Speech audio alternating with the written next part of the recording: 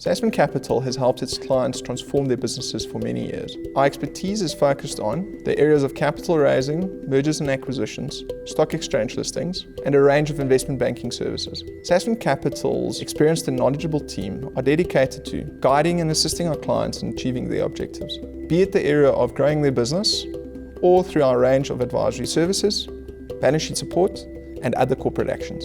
This year, Sasfin Holdings celebrates 30 years of being listed on the Johannesburg Stock Exchange, and we are proud to be hosting one of our non-executive directors and noted corporate governance doyen, Linda De Beer, to deliver the keynote presentation on King 4 and the implications for business, their directors and executives. Particularly topical, the new code represents a positive step forward in that it is principles and outcomes based, and it takes the challenges and realities of today's business world into account. I thank you and hope that you will enjoy this presentation.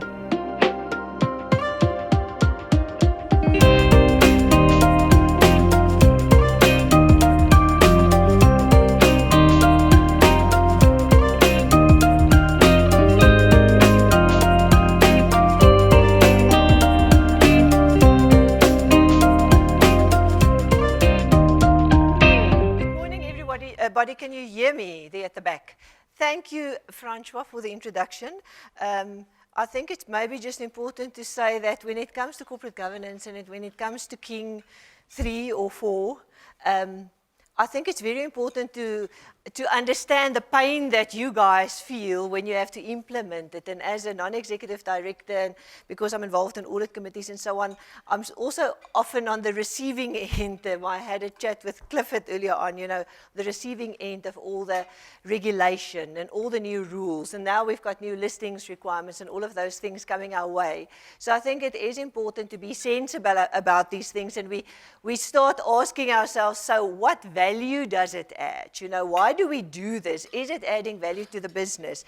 And we had very long and interesting debates around this when we started with the drafting of King 4. So what I want to do this morning is not spend a lot of time on the history and so on, but I do want to spend a little bit of time on the why, because that's the first question that one normally gets. You know, honestly, we just used to King 3. Why are you changing it? What is different? Is it not just another layer, additional requirements, more reporting? And I think the why is a really important discussion to be had when we talk about King 4. I'm going to spend a little bit of time on that. And then the second question that I always get is, so what is different? How has it changed from King 3 to King 4? We'll talk about that too. And then in my mind, I call it the 4x4, 2 things of force that you need to know, the 4 outcomes and the 4 leadership responsibilities. And I think if you understand that picture, it actually starts making a lot of sense. And I think you'll be the judge whether it's going to add value. Because there's a whole long debate, and maybe we'll talk about it a little bit today, about, you know, why do we do these things if it doesn't necessarily add value. We will have, Francois, at the end, we're going to have some time for questions and answers. So if it's okay with you, I'm going to go through the slides. There are not that many slides. I'm going to go through the slides, end up with sort of King 4 on a page, and then we'll do Q&A. Is that all right? I also think, if I'm not mistaken, Francois, you will be making the slides available on the Sasfin website. So you don't have a copy here because in the interest of being green, you can just go to the website and download the slides if you want to. Okay, does that sound all right to you? Okay, so going from King 3 to King 4, why? What was wrong? When King 3 came out, we were all very happy and proud of it. It was very well recognized internationally, and some places actually took the code as is, even though it was really written in a South African context, took the code as is and, for example, translated it into Italian and other languages and adopted it. So it was very well recognized. But in hindsight, there were a couple of difficulties. Maybe it was the right thing at the time because there were lots of practical guidance. There were lots of what we call principles, but maybe if we now think about it in hindsight, they're really practices which help companies to build that chassis of a good corporate governance structure that you probably need, especially at the listed company level. But there were also challenges. So when we debated whether it was necessary to update King 3, or to do King, we refer to it as King 3.1, or to do a King 4, we did quite a bit of homework. We had a look at what the changes were in the local environment. We also looked at what happened internationally. And we just realized to patch it is not necessarily going to get us there. We do need to go back and rethink the way in which we draft it. My personal issue always, when I started training people on King 3 was that some of those things that we call principles were not really principles. We said that they were principles, but a principle is something, I would say, that would stand in any case. It's something, we talk about the good corporate governance principle, surely it's something that is worthwhile to do, adds value for any organization, irrespective of its size, irrespective of its nature. So never mind whether you're an SME or a public entity or a big or a small listed company, it is something that's going to be worthwhile doing for you. That's what a principle is. Like the principles of healthy living is don't smoke, don't drink too much, and eat healthy food, eat your veggies. So if that's good for all of us, surely you have to come up with corporate governance principles that will also be good for everybody. So we said at the time King 3 was written or applicable to all entities, but in hindsight it wasn't all that easy, and we found that especially in the public sector, in the SME space, it was hard actually to understand how those things apply to you. And I'll just give you one example. There was a principle in King 3 that you'll know very well that says the board must comprise a majority of non-executive directors. And of that non-executive directors, the majority must be independent. Now that sounds very good. You sort of can understand that in a listed company, but try to explain to an SME why they must do that and what the value of it is. It's a massive cost issue. The principle, if you boil it down, if you put it in a pot and make a balsamic reduction of it, the principle is you want to avoid a concentration of power within certain groupings. You don't want everybody on your board to be executive. You don't want everybody on your board to come from the shareholder base.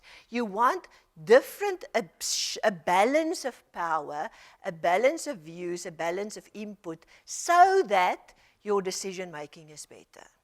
And if you explain that to people, then suddenly they can, in the SME space, maybe just appoint one independent director, a strong, experienced businessman, and that would automatically already shift the power. So we try to get to this balsamic reduction by throwing all those 75 principles in a pot and ask ourselves, so what are the real principles? And if you do that, you end up with less. So the principles, there should be less. Surely there can't be 75 principles to anything. You know, if it's not worth, we had to try to get it down to what is the test? Is this useful for any organization, irrespective of its size, irrespective of its nature? So you'll see the new principles, hopefully, will meet that test. We thought they do, but you'll be the judge of whether those principles meet the test, that it's applicable to everybody, useful to everybody. And the other element of the principles are that instead of measuring the input, measure the outcome. So back to that principle of the balance of, non-executive directors, executive directors, that is the picture, that's the input of how it looks.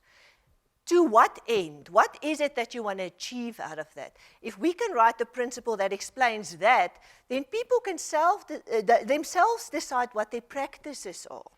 They might want to have a majority of non-executive directors, a majority of those being independent. But if you understand the output, maybe you can do it differently, like in the SME, just appoint one independent director.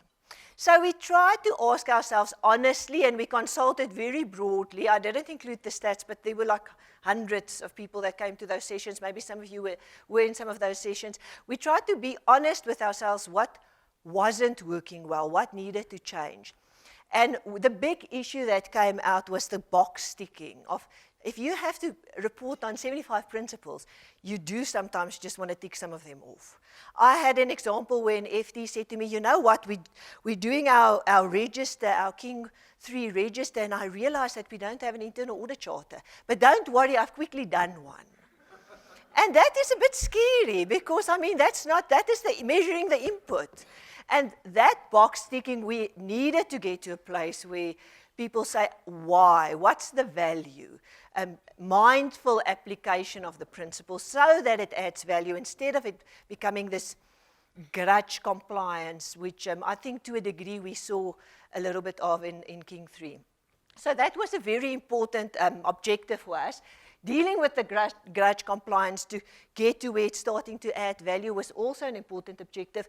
And then the other big one in consulting on sort of when King 4 started was everybody said, you know what, in South Africa we have state-of-the-art governance for the private sector. Listed companies must report on this, but what's going on in the public sector and why don't they do it? And why don't you write it in a way that they can also see the value? And a lot of public entities and even some of the departments have applied or have tried to apply the principles of King 3, but it wasn't always that easy because the language, the style, everything was written really for listed companies, not even for SMEs. If you look at the shareholder references, if you look at the structure, so you will find, which some people find a bit hard at first, but you will find the language in King 4 is very different. We don't use listed company language. We don't use company language. We use vanilla flavored language. So we don't talk about boards, we talk about governing bodies, and it's not like a governing body of a school necessarily, but it could also be the governing body of a school. But some structures, some entities don't have boards. You might have trustees, or you might have an accounting authority in the public sector. So we define those terms, but we talk in much more general terms. We don't talk about companies, we talk about organizations.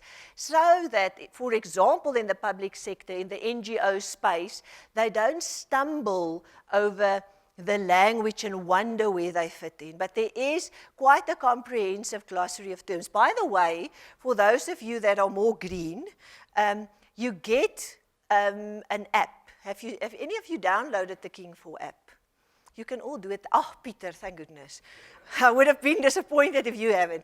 So you can download, instead of buying the book, the IOD decided to make the book really expensive to make sure that you don't buy it because it's ungreen, but rather that it's not free. You have to pay for the app. I think it's like 180 Rand or something, Peter.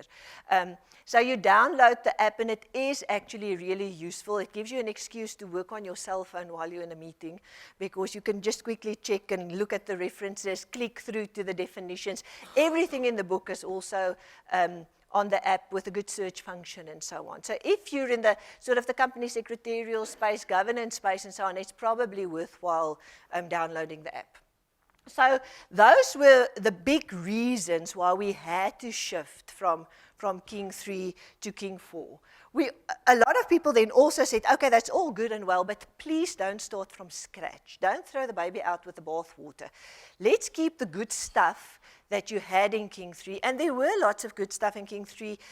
Most pertinently, I think, is the leadership focus, that the tone is set at the top, and that really then cascades down or filters down into the organization.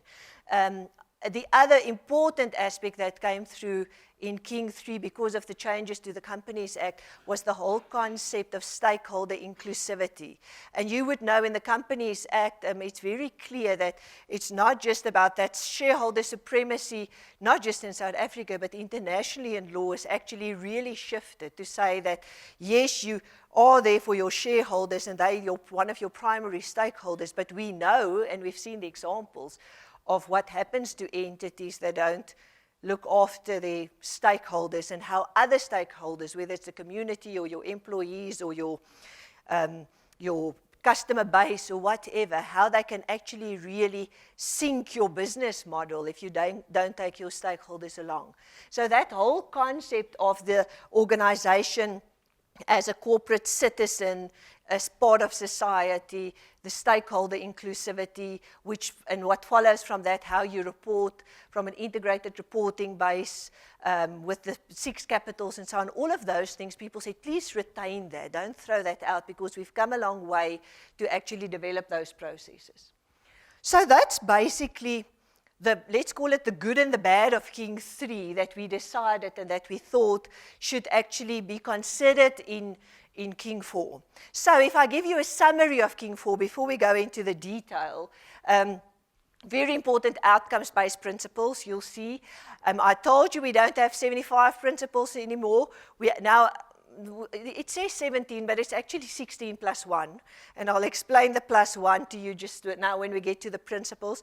The whole accessibility, the way in which it's drafted, that it's not just for the public, for big public listed companies anymore, but practically a much broader appeal. That's very important. We did do something very differently in King 4 than we did in King 3, and that is we consulted very widely, very early on. In King 3, when we issued it for comment, we had pages and pages of really critical comments where people said, what are you thinking? This doesn't work, fix this. And it was actually quite a cumbersome process to work through all of that. When we issued King 4 for comment, because there was such a big buy-in already, and because we really listened to people all over, it was actually fairly positive, with areas where people said clarify, give more guidance, and so on. So that made, I think, the document a lot more valuable. The other thing, and that's where boards get uncomfortable, the management teams get a bit uncomfortable, is if you move away from ticking boxes to only 17 or 16 principles, it means that there's a greater judgment call in it. So if I say, make sure that your board is a majority of non-executive directors, the majority of them independent, you can tick that. There's no judgment in that. That's factual. If your requirement is make sure that there's an appropriate balance of power, skill, experience, that's a judgment call. And that's harder. Yes, it's more valuable if you really apply yourself, but you have to be very honest with yourself because you make the call on it. And that is a little bit uncomfortable at first. I think over time we will get there. There's a lot of assistance in the practices to help you. What are typical things that you can do to get there? But the intention is not to go and tick all the practices as well. So watch out for your company secretaries. That's going to make you tick the 100-odd practices. That's not the intention. You measure yourself against the principles and ask yourself, are we meeting this outcome? Why do we say so? What are the practices that we have in place to get there? And if you say, I'm not sure yet if our board, in that example, comprise an appropriate balance of skills, experience, objectivity, and so on, then you go to the practices and check what else can you do to help you with that. The intention is not to say, okay, we've done all of these practices, because then you don't have effective governance anymore. You might have a Rolls Royce, but you might not need a Rolls Royce of governance. So you have to also be honest with yourself and how you start putting practices in place, because else you'll end up just doing everything and it's going to be worse. It's not going to be better. So be careful, and I'm going to say it another 10 times probably this morning, but that is really important. So clearly that level of judgment means you've got more freedom, but you have to be more transparent. You're going to have to explain to your stakeholders, explain to your institutional investors, so what are the practices that you've put in place? And I'll give you a very good example. I was doing some training for a company in Namibia earlier this year on King 4. And we spoke about the practice that deals with ethical leadership and the ethical culture in the organization. And the CEO said to me, and maybe this is a really extreme example, but I think it's probably a good one. You might not want to do it, though. But the CEO said to me, you know those practices that people typically have, having an ethics code and a hotline and all of those wonderful things? We don't have any of that. People know in this organization, if they're unethical, they get fired, they're out. So And he said, and everybody knows that, and that's how I explain it to my stakeholders. Now, that is an extreme example, and I suggest in a big listed company, you probably need something more than that. I'm not sure in our labor law you're going to get away with it. Maybe in Namibia, I don't know, you can. But if they honestly believe that's enough, and if their stakeholders think that's enough to keep them ethical, then why do you need to have all these extra things? And that's typically the mechanisms that we try to put in place to make sure that you actually do enough that makes you effective without duplicating, because sometimes with governance we just put more and more processes in place, and it becomes very cumbersome and it becomes very inefficient actually, and costly. So that is not necessary. You might actually want to drop some of those things because they're not really adding value anymore. Okay, and then the last big key feature, I think, of King 4 then is King 3 was apply or explain. In other words, apply the 75 principles. If you don't apply for whatever reason, you don't have an internal audit charter, explain why not and for what period of the year. So you remember the JSE listings requirements also had that register that you had to put on your website and all of those things. So if you only have 16 principles, and if it's true that they are sensible, applicable, useful for every organization, any organization, irrespective of its nature or size, then surely, how can you choose not to do any of them? How can you say, you know what, that principle of having an ethical culture, I don't think it's important for us. Let me explain my way out of it. So we've moved away from apply or explain to say, you have to apply all the principles, but explain what practices did you put in place in your organization to make you be able to sign off on the principles. So can you see it's a very different reporting premise. And that's basically also how the JSE is changing the listings requirements. Okay. So that's it briefly. The one last thing before we go into the detail of what I call the 4x4 is because we try to really make it more practical and useful to start pulling in those areas and aspects that were never pulled in before, the NGOs, the SMEs and so on, that really battled with King 3. We developed some sector supplements for that list of sort of organizations, non-profits, retirement funds, SMEs, state-owned entities, and municipalities. The sector supplements don't change the principles. The sector supplements are really a roadmap to typical practices in those different sectors to get you to support your principles. Because, for example, under the MFMA, the Municipal Finance Management Act, there are specific practices that municipalities have to structures, processes that they have to put in place. And we try in those sector supplements to say, connect the dots to say, these practices help you and support you with the following principles. So don't think that a sector supplement is changing anything. It's just more focused practices typical to those sectors because they already have a lot in place or because they actually need more guidance. If you think about the non-profit space or the SME space, they probably do need a little bit more guidance as to, how to get there, how to meet those principles. Francois, can I ask you to organize me some water? Thank you. I forgot to do it before. Okay, so let's now get into the hardcore stuff of King 4. And I think as a non-executive director, as a person, thank you, Francois, as a person that doesn't work in the governance space daily, whether you're an executive, non-executive, if you know these 4 things and understand and buy into it, as well as the next 4 things that I'm going to list, I think you probably have a very good handle. You refer to the 80-20, I think you've got the 80% then. You can tell me afterwards if you think so. Okay, so we've got the 17 principles, but we set ourselves as a task team. How do we know, how do we measure whether an entity has got good governance? So I can say, SABC or Airports Company or SAA or Net1 or African Bank or good ones and bad, or SASFIN, good ones and bad ones. And you immediately make a judgment call on whether you think that organization is good or bad governance. Do you agree? What do you measure it against? So if you go to the definitions of governance, and I often, when I train people, I ask them, how would you define governance?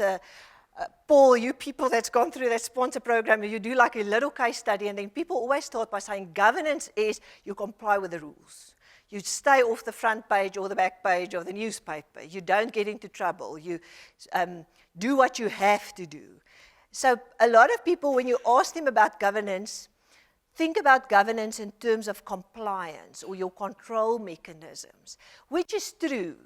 But that's only a very small sliver of governance, because you don't comply for the sake of compliance.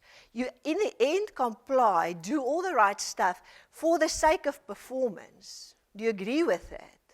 We're not in business just to meet the law, stick to the law. We're in business to make money or execute another objective if you're a municipality or an NGO. So you've got this mandate, objective, goal, and that's why you're there. So everything you do must actually be done to serve that.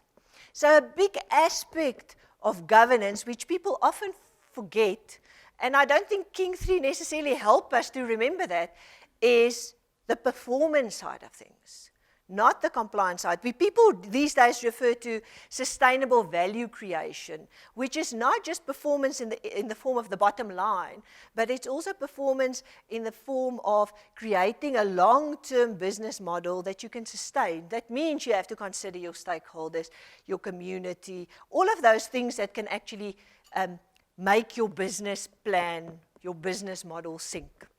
So those two things, if you look at governance definitions over the past 20 years or so, were always included in the definition of governance. It's about meeting your strategy, your performance, that big box on the one hand, and on the other hand, staying out of trouble, complying, having an effective control environment. But then we say to ourselves, but is that everything? Because there are companies like that, and you can maybe sort of think through some of your examples that make a lot of money and that tell you how they meet all of the compliance requirements, the effective control environment, but still something goes wrong. And that is what we sort of try to get down to, what the reasons are, what are the traits that they need to avoid that. And we came up with two more. And the first one we said is an ethical culture, because ultimately, in the long run, if you're unethical, if you don't have an ethical culture, and we see a lot of that, unfortunately, in South Africa at the moment, it actually eats like a cancer into your performance, into your control environment, into your controls. All of those things that you're trying to make the business work are actually jeopardized if you don't have an appropriate ethical culture, tone being set right from the top. So we said that, in our view, is a very important overall outcome of good governance. And then the other one we refer to as legitimacy. We talk about trust, good reputation, and legitimacy. That's very broad.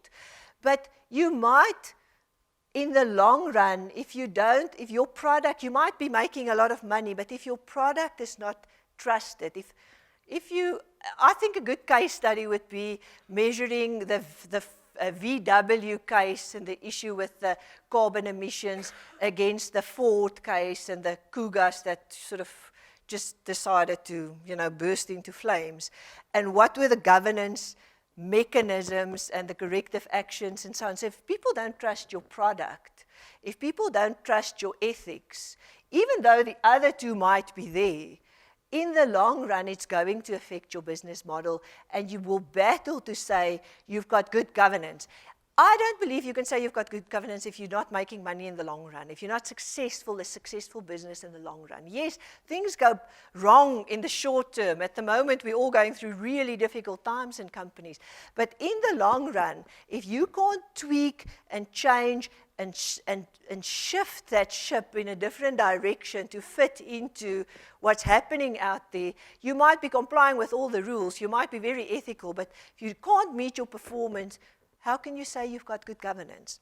So we ended up basically saying that those, and I'll just read through them once again, those are the 4 things that we think boards, management teams, maybe even teams at the next layer of management should measure themselves against, to ask themselves whether they think they've got good governance. So an ethical culture, good performance, and bearing in mind performance is not just the bottom line, effective controls, not just controls, effective, because you can just keep on dumping more and more and more rules, and you become very inefficient, very ineffective, lots of red tape.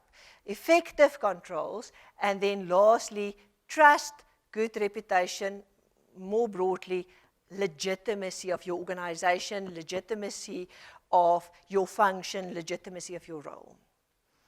So that's where we said boards should start, and hopefully when people start reporting, you will start seeing the leadership, the chairman, the CEO, making comments around whether they're comfortable with that. If you start measuring yourself against that, so can we really say we have an effective culture? Yes, we have an ethics hotline and we have a code and we've got policies. But can you say you have an ethical culture? You might start measuring yourself differently, because you might not just measure the input, you might want to measure what people say on the other side, the outcomes of that. So what does your climate survey say about ethics? What are the issues that you're picking up? Not, you know what, nothing is coming through our ethics hotline, so we're definitely fine. If nothing is coming through your ethics hotline, it's not because you don't have ethical issues, because you don't have problems, it's because people don't trust it or they don't know about it. So you might start thinking differently how you start measuring yourself. Okay, so those are the 4 corporate governance outcomes that we suggest boards should measure themselves against. And you'll see when we go into the detailed principles how that works together.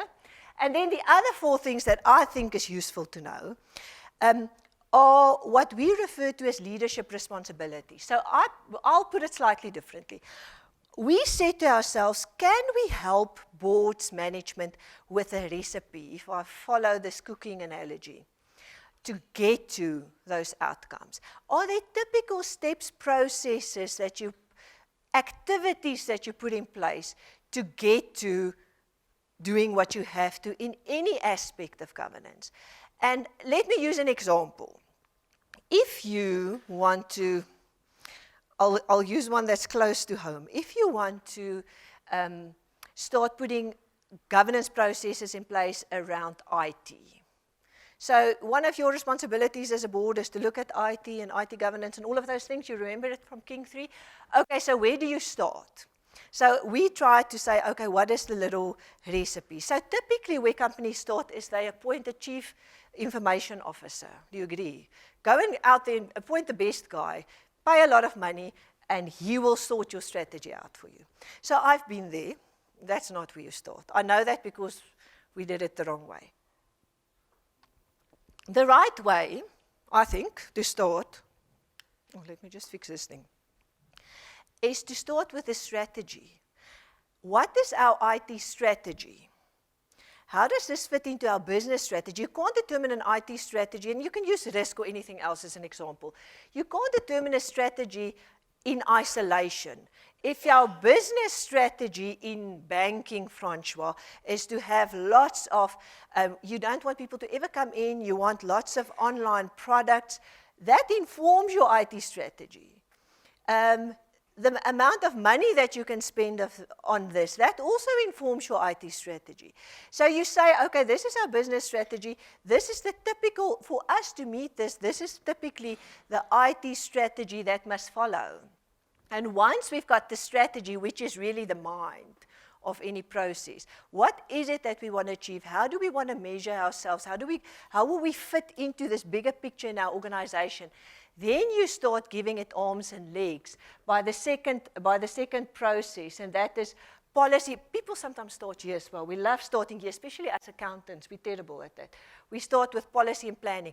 We go out and we copy some or other policy from some or other website or another company. And we say, this is how it's going to work. So now you've got an information strategy, you've got a security strategy, and all of those things. But you can only do that after you've decided what your big picture is, and then you can start putting the policies and the processes, what I refer to as the arms and the legs, in place. You can't, it doesn't help if you have arms and legs without a brain. You first need to get the brain sorted, and then you do the arms and legs in the form of policies, planning. How do we measure ourselves? Because if we know this is where we want to go, we can start saying this is how we measure ourselves. That is when you appoint your chief information officer. Because else you might, again, get this Rolls Royce where VW would have done. So you get one that fits into your strategy. Else you also get this person to set your strategy that might not be aligned with your bigger business strategy. So all of those things will then happen in this policy and planning activity. Once you've got that, then, and I think that's where we also go wrong, then you have to start monitoring, oversee and monitor. Whether it's at the board level, a management function, you have to make sure that it happens. If you only oversee and monitor once a year, twice a year, you know, by the time you realize that it's gone wrong, it's gone dismally wrong, and it's very hard to fix. But you can see that when doing that, obviously these things work together. You might oversee and monitor and then realize, oh, we need to change our policies, we need to change our plans, we need to change how we measure ourselves. Or we need to go back a little bit further and change our strategy. That was one of my IT experiences. When you start overseeing and monitoring, you think, I'm not sure what the strategy is. Maybe we have to go back completely and rethink the whole process. And then the next activity that follows, which is very closely aligned actually to overseeing and monitoring, is the accountability, the reporting side, because that's not integrated report per se. Yes, how you report externally might be part of it, but your internal reporting processes are a very important aspect of it. Okay, so that's the second half of the form. We say, let me use an example now. So if you want to meet the leadership, the corporate governance outcome of, let me use a different one than ethical culture, of legitimacy, then how do you use these steps or responsibilities to help you get there? So what's our strategy? What's our strategy on our reputation, the trust that we want in our organization? Are we just going to sail under the radar, or do we want to interact with our stakeholders, understand what the issues are, make sure that we build up trust, make sure that we get their comfort and confidence? If that's your strategy, if you think about what happened in the platinum mining, the Marikana situation, different companies, different platinum companies had very different strategies around the communities, around stakeholder engagement. And you could see how some were well served by their strategy, where others didn't really engage that much and weren't close to the communities and weren't close to their workforces, and they had a different experience in the whole process. So your strategy then informs what you're going to do. How do you treat people? How do you engage with them? How do you measure yourself? And then you start monitoring, because it doesn't help that you just do that, but you never go back and check, is it working? Do we need to tweak and change? And then the reporting will follow. So if you then have these 4 outcomes that you want to achieve, and these 4 activities that will help you achieve the outcome. I know that the accountants in the room will say, oh, that's where the 16 principles comes from, 4x4. Which is exactly how we started, because we said, surely, if those are the outcomes that we want to achieve, and these are the functions, the mechanisms that will help us, the recipe that will help us get there, surely you can then put together a matrix and create a principle in every one of those blocks, and you'll have 16 blocks. So we started there. But then we realized that this is so integrated, and there's a huge level of overlap between this. So yes, we started there, but you will think about, if you think about some of you, just go to the previous page with the outcomes. sometimes when you try to deal with your ethical culture, you actually also deal with your legitimacy. So there's a lot of overlap that one principle can actually address more than one outcome. Or that sometimes, and especially in this area of effective controls, that you sometimes need more than one principle to help you get to that outcome. So broadly, we started with that matrix and we sort of said, okay, I think there should be 16 principles. We ended up with 16 anyway, but it wasn't scientific. It was just as we tried to work through all of this. You'll see, especially in the effective control box, there are about 10 principles. The majority of the principles are there. Okay, so outcomes really important, which you need to understand and know, and it's not rocket science. And then the leadership responsibilities, which I think if you try to apply them as you go along, not just in governance broadly per se, but in anything that you do, it would probably serve you well. Okay, so to summarize then, to just go through all of the principles and to just summarize lastly on one or two things, we have, can you see we've actually turned this whole picture on its head, where under King 3, we started with lots of detail, say, put all of these things in place, and yes, then you can sign off on King 3. With King 4, we start at the top to say, start by measuring yourself against the 4 outcomes, the 4 governance outcomes. That's a board function, and that's something that the board, I think, will have to discuss and debate from time to time. Are we comfortable that we meet good performance? We do that. We spend a lot of time on that. But are we comfortable that our control environment is effective? We actually, as board, spend a lot of time on that too, but sometimes too much time, probably.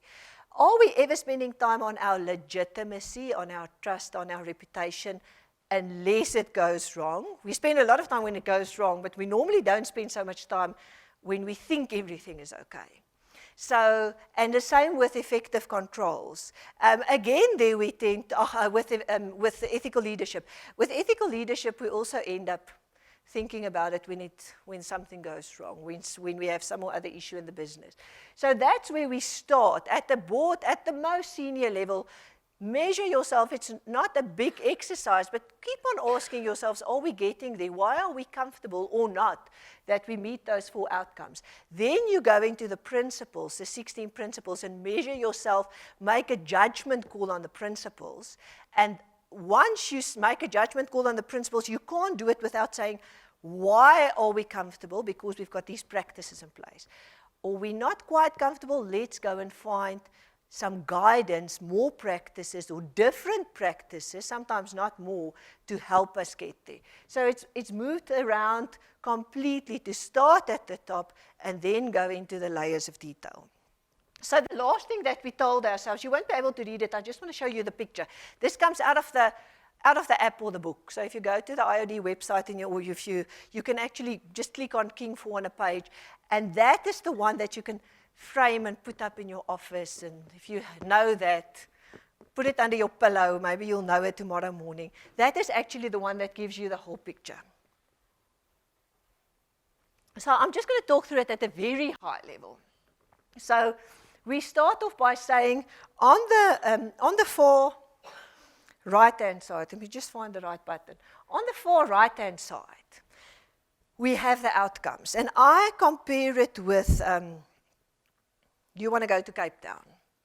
So Cape Town would be your outcomes. That's where you want to be. You want to end up having an ethical culture, having good performance, thinking about the bigger value creation picture, having effective controls, and then a legitimate organization. You want to get to Cape Town. So then you say, okay, what are the mechanisms? What's the recipe that's going to help me get there? And that's what you have here on the left-hand side, the steering and setting strategy, policy and planning, monitoring, and accountability reporting. So that is the tools that you're going to use. That is the car that you're going to get. That is the petrol that you have to put into the car. That's the snacks that you have to pack to get to Cape Town, and the map or the navigation or whatever it is that you need to get there. So you know where you're going. You know what tools you need. But then you measure yourself. In the middle, you then find the principles. And you will see that, and I'm not going to read through all of that, but you will see that for every one of these principles, they will address some or sometimes one or sometimes more than one of those outcomes. So, and then you'll see, can you see the practices have this tiny little sliver in the picture, because you have to decide what practices it is that you need in order to get to those, outcomes. I just want to make sure that okay. So that is really the picture of how you put it together. I'm not going to go through all the principles, but I want to say a few things about the principles, because that's where we get a lot of questions. So we have typical principles where we say,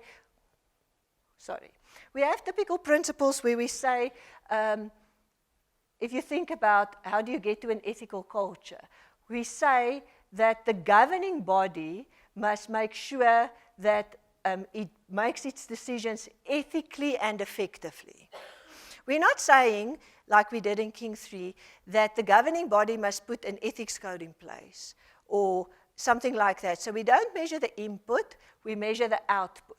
Then when we talk about the next one, we say that the governing body must also make sure that the organization is and is seen to be a good corporate citizen. It's very hard to measure yourself whether you're meeting that outcome if you just measure the input. We're doing all of these things. You're going to have to start asking people on the other side, do they see you as a good corporate citizen? What's the positive and the negative media exposure or views that you get on these types of things, depending on the nature of your organization. So you can see they're very outcomes driven. The one that I really want to go into, the area that I really want to go into, is how to get to this outcome of effective controls.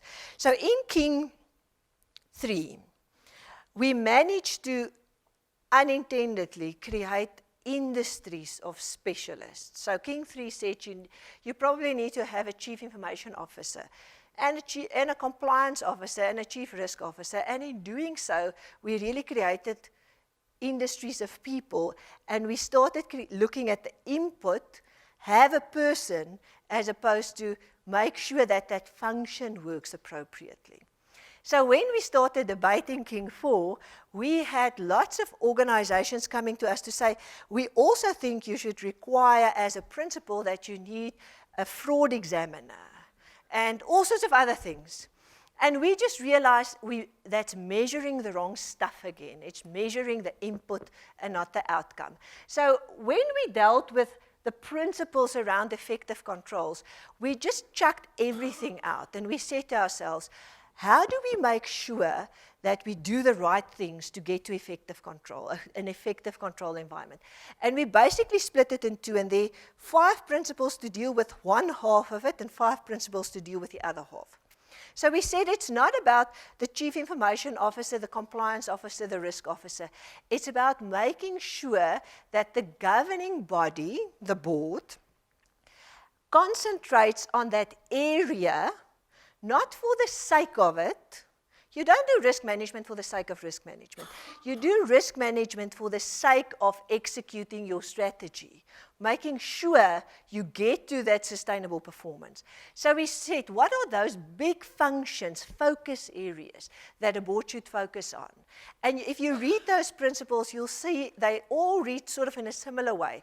The governing body should ensure that risk or information and technology or compliance or assurance or remuneration, those are the 5 areas, that those areas are managed and governed effectively in order to assist you to execute your strategy, not in isolation. So we completely chucked it out and we said, what are those 5 areas and how do they feed into strategy? And we focused on risk, information and technology, because there are 2 very important elements to that, compliance, remuneration, and assurance. And when we talk about assurance, assurance is the comfort, the whole combined assurance concept, not just about the reports that you put out, but how do you have comfort as management, as a board, that the information that comes your way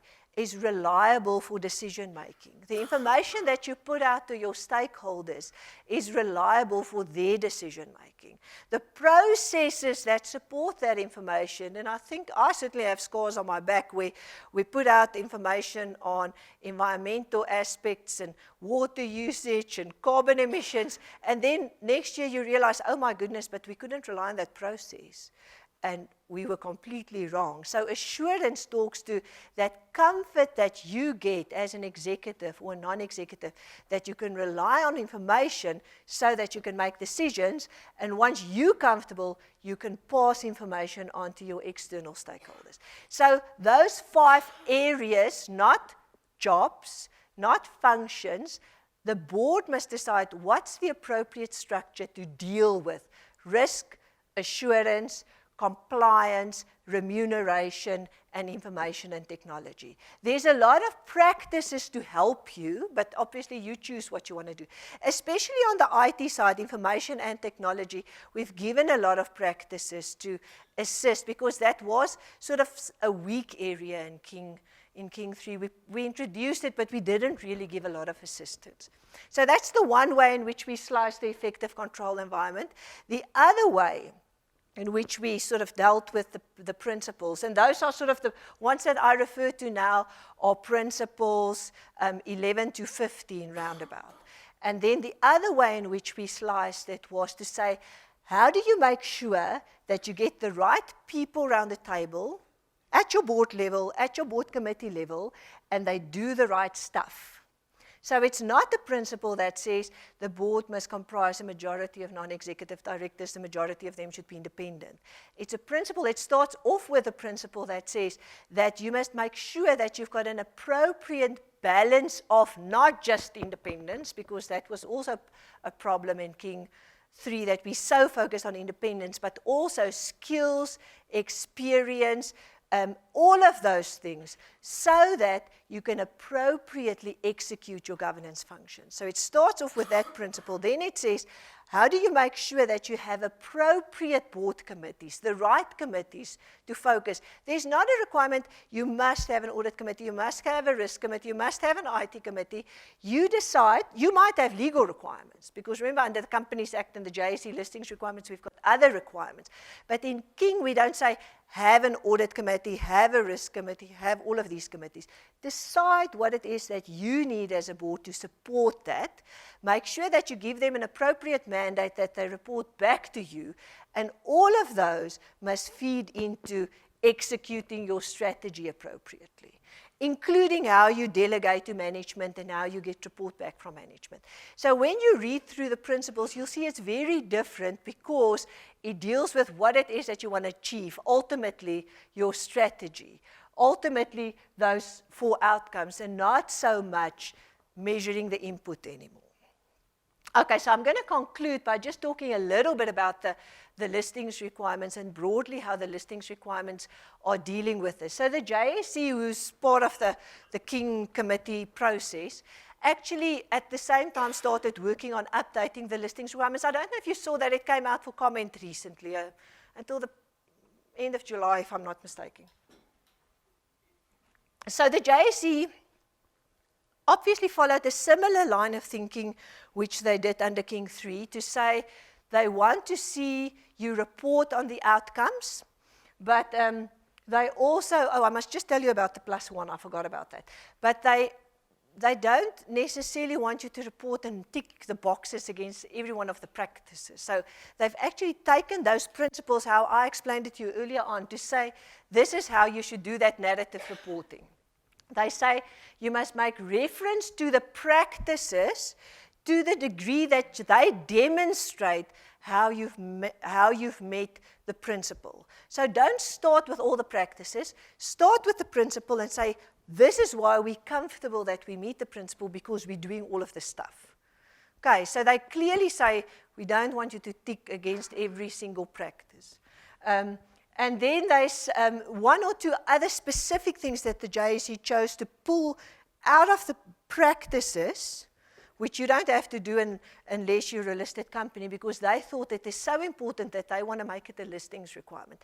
It's not new. The JSE did it before. Remember when I think it was under King 2 already, when they brought in the principle of the CEO can't be the chairman, those roles must be split and so on. So they have a history of pulling up very important things and making them listings requirements, and they've done the same under King 4. So they did it with remuneration. In the practices, we have a practice that says, it's good practice, especially at the listed company level, if you have disclosure on 3 things: your remuneration philosophy, your policy at a high level, and then also what's referred to as the implementation report, the numbers, really. The numbers and how that measures and links to your KPIs and your strategy and so on. The JSE took that practice and it elevated it into a listing requirement to say that you must do that. That's this one. You must do the remuneration policy and implementation report. You must disclose that. And you must table it for a non-binding vote, advisory vote at your annual general meeting. Non-binding because, you can't really let your shareholders vote now on something that you've already done in the past and say, sorry, must you then give back the money, whatever. It's more to give you an indication if shareholders are uncomfortable with your policy, with how you're dealing with remuneration, with your remuneration philosophy. So that is a practice, but the JSE lifted it. The JSE also said that, so what if you don't get that vote? And we talk about there must be, if you have more than 25% of your shareholders that vote against that, then the JSE also says you should create a mechanism for those shareholders to engage with the company so that you can understand what the issue is. And I don't know about you, but I've certainly been in a position where we've had votes against our remuneration policy, where we obviously went to our institutional investors to try and understand. Often it's a disclosure issue. It's not necessarily, it might be a philosophy issue, but it is often a disclosure issue that they feel they don't have enough information. So the JSE is just forcing you to create a mechanism. If you start seeing the yellow flag, to engage with your shareholders so that you can deal with it over time, because if this thing keeps on coming back, eventually it will come back to bite you. So that is one that the JSE has lifted. There's also now, in the past, there was a single vote on both the numbers as well as the policy. It's been split into 2 votes now to say vote separately on the policy and the implementation report, because if there's just one vote, you don't really know what the issue is. Is the issue with the policy or is the issue with the numbers? But if you have separate votes, you can deal with or identify the real issue. So that's maybe just one important aspect to point out that the JSE has lifted into the listings requirements. The plus one, the 17th principle, is just for institutional investors, to say that if you're an institutional investor, you should actually consider, in the companies that you invest, their governance practices, because else us as companies try to do all this good stuff, but that's not how our institutional investors measure us. If they have a very short-term focus and looking at dividends and looking at share price and looking at short-term performance, it's not necessarily going to drive the right behavior. So the 17th principle is that one, typically for institutional investors, which a lot of the financial services companies obviously will be pulled into. It's not new. When we did King 3, we also did the CRISA Code for Responsible Investment, but it's really just connecting the two now to bring CRISA into King 4. That's why most of you will only report on 16, but if you're an institutional investor, you will report on 17 principles. Okay, are there comments or questions? Thanks. I think this code brings a lot of our concerns. It takes out a lot of our concerns, because what we are is almost an investment holding company, but 100% investments. So we've theoretically got quite a diverse group of companies that we own. We are reasonably involved in management of those companies, but each company's got their own CEO and governance structure. And with the previous code, it was quite difficult, because now you've got 6, 7 subsidiaries that needs to comply with each tick, and you look at it overall and holistically. But some of the companies are small, some of the companies are big, and I think this helped to assist that. My question is surrounding reporting now to my stakeholders. And once again, you start with the what you want to achieve and you roll from there. But I think now to go into individual reporting for each subsidiary's IT structure is different, in how you actually address the compliance needs of those subsidiaries. Maybe just some guidance in how to approach that, where you have a pharmaceutical company and a mine, that you have different sets of almost rules that you need to look after for. Okay, that's a bit of a loaded question. I think at a high level, I mean, at your top holding company level, that's really where you report.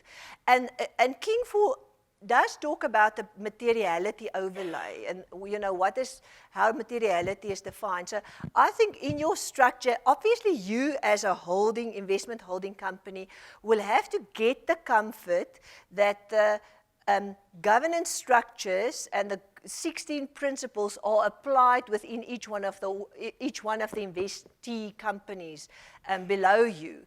Whether that's the level at which you want to report right at the top, I sort of doubt it. I think you probably would, at the top level, report on your own governance structures and you complying with those 4 outcomes. Probably spend a lot of time on how you report on the 17th principle. What are your processes to make sure that you meet that principle, because that's the core of your business. And I would say then identify what is material, which one of these subsidiaries are material, which are the ones where you get the noises from, you know, from your stakeholders and so on. And probably drill there into where you talk about your practices, probably go into some of their specific practices to support your principle. So if you have a principle of how do you make sure that you've got the appropriate balance of skills, power, etc. at the board level, you will say this is what we do at the holding company, but you might want to go into a little bit of detail for some of your subsidiaries. Not necessarily that you say there are 7 or whatever, not necessarily for all of them, because for some it's sort of neither here nor there, but for some it would be very important, and then you catch it with the last principles, principle 17, to say these are our processes that give us comfort that the governance within all of these subsidiaries are appropriate. I don't know if that helps you, Johan. Okay. Yes, because you know what, sometimes there's so much noise in the level of detail that we report that it actually doesn't make sense anyway. If you can sanitize it, people will then say, but we need more information here or there. But we sometimes throw information at our stakeholders because that's the easier thing. But to really try to distill it to get to the core of it, in the long run, I think it gives comfort. Your stakeholders, your shareholders get comfort that you actually know what you're doing and that you're focusing and you're prioritizing. There is, throughout the practices, there's quite a lot of specific practices on disclosure that I think is useful to read through, because you'll see that sort of might help you to think about what it is that you want to specifically disclose. You don't have to do it, but I think that disclosure practices are quite useful. And the mechanism, and it links to your question as well, the message that comes through that is, don't do everything. Explain to people what are your focus areas. What is it that you focused on this year? What is it that you're going to focus on in the future? I always say accountants more generally, and I think all the professions, legal people and so on as well, we tend to suffer from what I refer to as a completeness test. We just want to cover everything. Instead of focusing, if we say, this is the priority, next year we'll make these, we're going to sort this out and then we're going to make these things the priority, I think that gives a lot more comfort. Just a question perhaps, or a comment, but going back years in my own mind. I mean, we've remembered Mervyn saying to us that governance should not be over-regulated and all the unintended consequences, et cetera, et cetera, et cetera. We saw a very kind of regime kind of approach, quite draconian in King 2, somewhat in King 3, and seemingly, and I say seemingly, a relaxed approach, more relaxed approach in King 4, because of the fact that it's now principles, outcomes-based, and companies are kind of given permission to reasonably explain itself in terms of its application to the principles, the 16+1. The concern is that firstly, the objective stroke subjective reporting of an organization back to its shareholders is questionable as to whether or not the way in which they've explained can truly be believed. All right, so that's the first point. The second point is the fact that it seems to be so much more freer, as opposed to, which I'm against, by the way, the tick box exercise. How does the outside stakeholder actually know with absolute assurance that what the company is reporting is legit?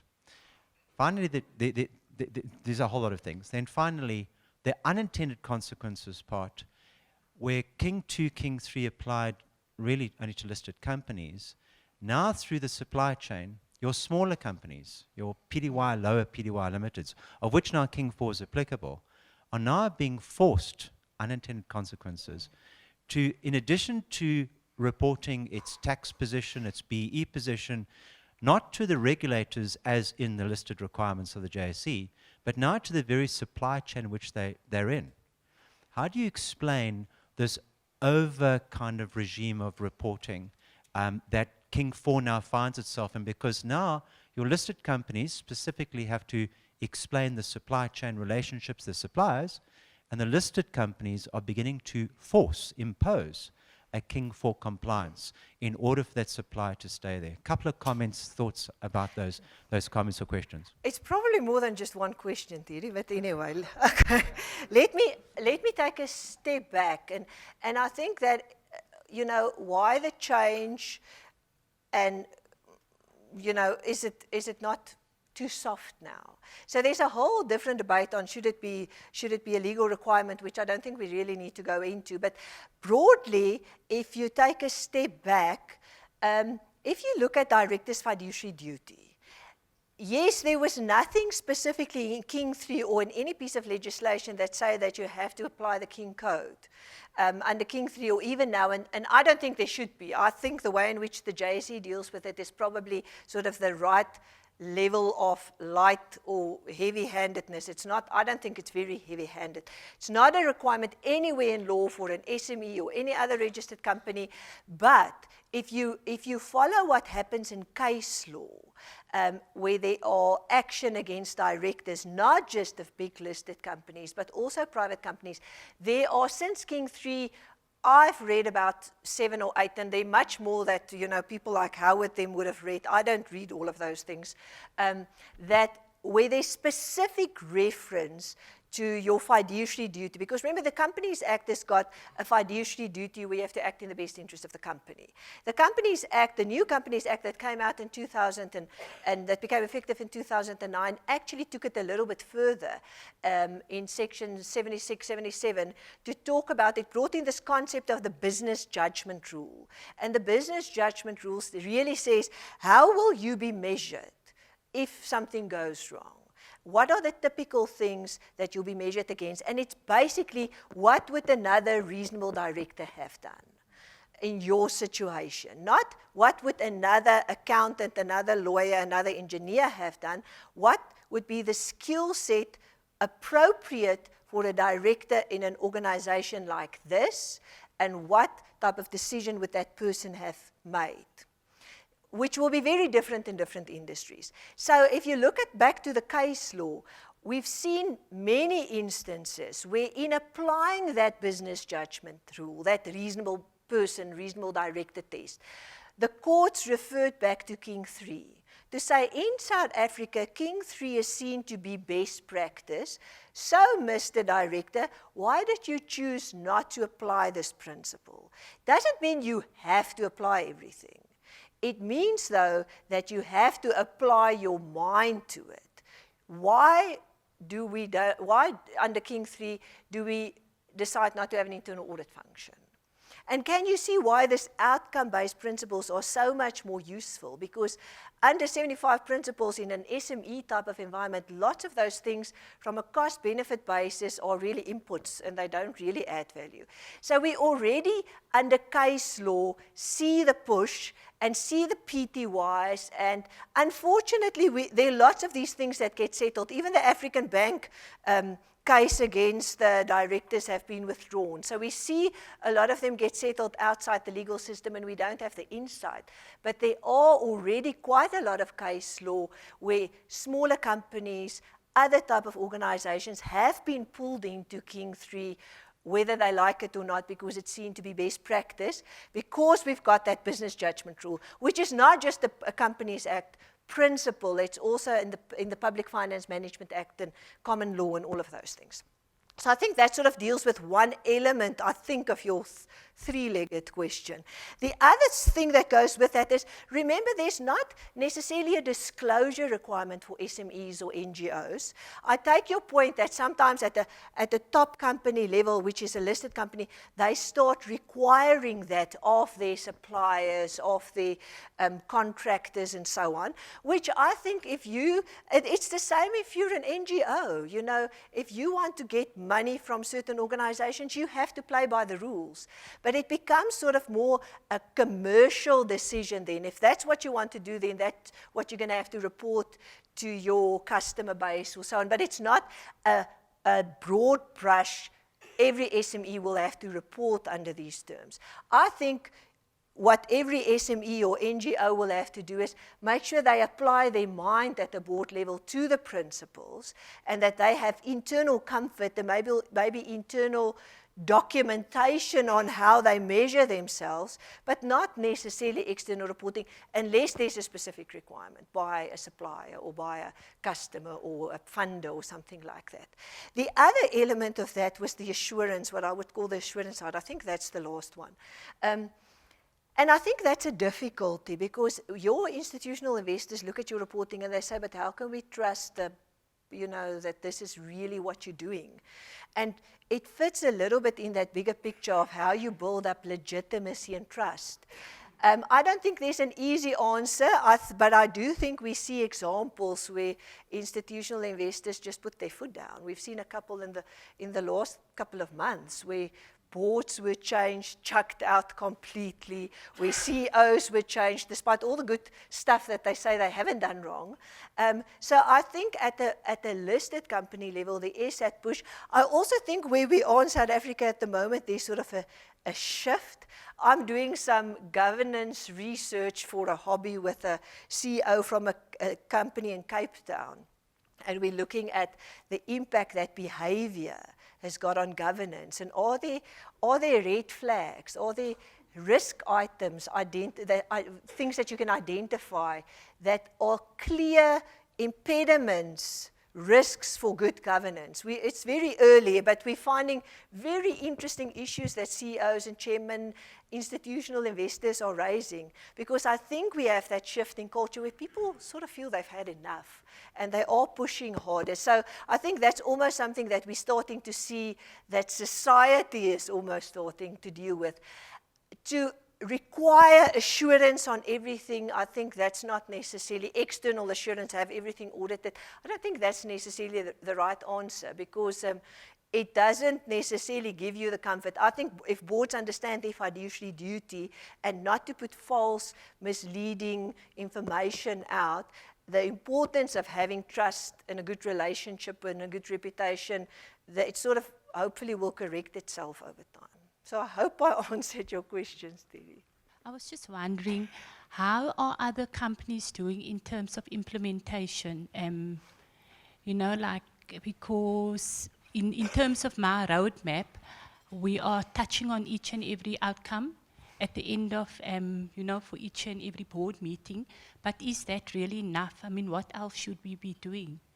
I think then you have to start looking at the 16 or the 17 and say, okay, how do we build up? What are the practices that we have in place? Your old register will help you a lot, but you might say, and I think you need to then start taking those 16 principles to the board with the practices, and then the board might say, you know what, we've got all these inputs, but maybe we should here start measuring ourselves differently. I think that's the next step. Don't be scared to chuck out practices that are not really adding value and to rethink your practices because it's so outcomes driven. I would say that's the step 2 is for the board to work their way, maybe through these different committee structures, through each one of those principles and its supporting practices. And be vigilant about it. Realistically, and we've seen it with King 3 and we've seen it with integrated reporting, it is a different way of thinking, and I don't think you're necessarily going to feel we're completely there immediately. I think it's a little bit of a journey, and you might take 2 or 3 years where you start moving your thinking to more outcomes-based. But what you're doing, I believe, is very appropriate, that you keep the momentum going by at least spending a little bit of board time. Please don't spend your whole board meeting. You've got other really important stuff to do at the moment, but spend like 15 minutes or so at the end of your board meeting just to start thinking that way. I personally, honestly think in the long run, if we start measuring ourselves against those outcomes, it's not just for the sake of ticking a box. I really think we're going to think differently about how we run our businesses, how we put processes in place, and how we measure ourselves, because we often are very input-driven in our measures. Linda, sorry, man, and then just what are some of the key changes in terms of the compositions of the board and the board committees? And is it mandatory, like for the chairman of the board not to be chairman of the set committee? So under King 4, those are all practices, so you can do whatever you feel like. But bear in mind that the listings requirements and the Companies Act might be an issue, or if you fall under the Banks Act or something like that.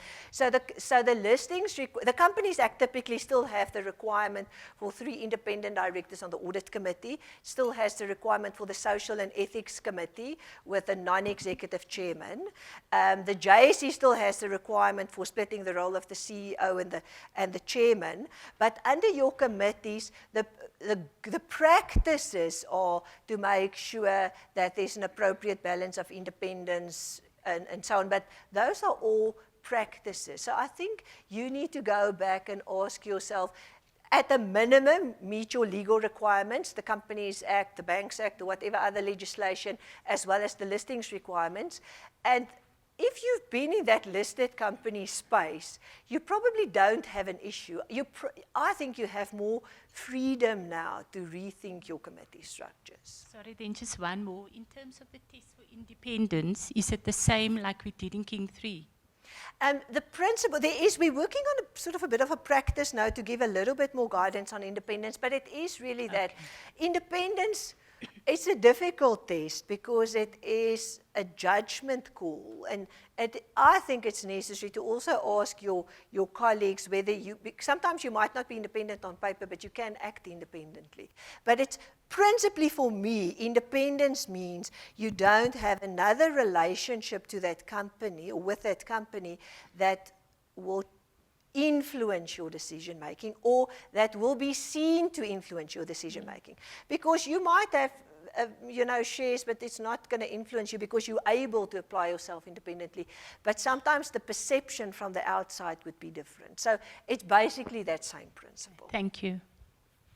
All right, more comments or questions? Shall we? Yes, this one, thanks. Just wait for the mic, thanks. Thanks, Linda. My question is about your experience in how boards do self-evaluation. It's all very well, we've got all these rules and regulations and principles and codes and however many other adjectives there are to explain what we should be doing. And then we get punished by institutional shareholders or the market or something happens because there's a gap between what we say and what we do. In the middle ground is what the board should be doing to itself. So what is happening in terms of board self-evaluation of their own performance as individuals in the board itself, and then taking appropriate action, firing each other? I know it sounds like a strange thing to say, but what's going on in that space which kind of can be of use? I think that's a very valid, a very good question. I can sort of just share my own experience and sort of with companies where I consulted and boards that I'm on. I think it's very much a mixed bag. I think some companies are very vigilant and they're very honest at the board level with themselves. I think a lot of them do all of that, but what they do with the outcome, you know, if there are really issues, this person is not performing, this committee is not working, these processes aren't working, they might not necessarily take the adequate corrective actions. I think that's the reality, and I think it's unfortunate because you go through the process and then you don't deal with the issues. A lot of it hangs on a good chairman, a strong chairman that can take the action. I've been on boards where chairman got rid of directors because they were really just not performing, which I think is great.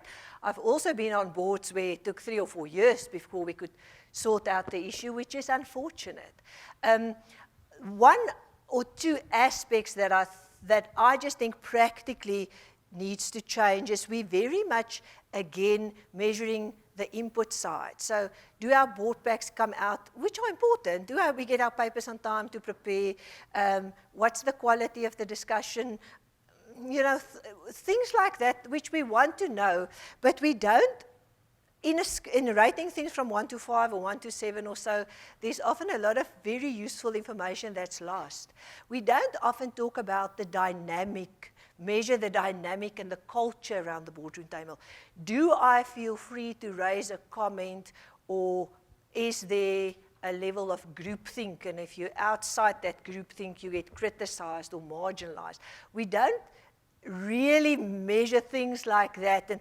And some of the things that we're picking up in that research that we're doing is exactly that. We measure, but are we really measuring the dynamic and the quality, or are we measuring the processes and the input? I think there's a lot of room for improvement. I think we've come a long way. When King 3 was introduced, the concept of board assessment, board appraisals didn't really exist. And I think a lot of companies at least started with that process, but it is very much a mixed bag, and I think there's a lot of room for improvement.